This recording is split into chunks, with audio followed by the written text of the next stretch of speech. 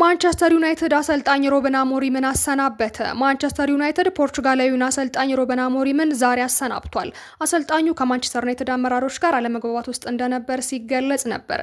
አሞሪም ከ14 ወራት ቆይታ በኋላ በይፋ መሰናበቱን ክለቡ ዩናይትድ አስታውቋል።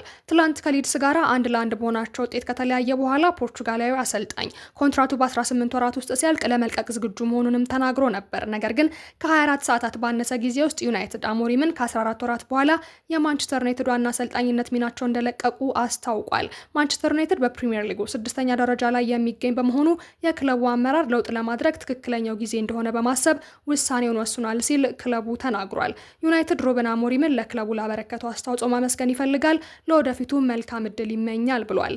የ40 ዓመቱ አሰልጣኝ በህዳር ወር 2024 ተሹሞ ከ63 ጨዋታዎች 25ቱን በቀይ ሰይጣኖቹ አሰልጣኝነት አሸንፏል።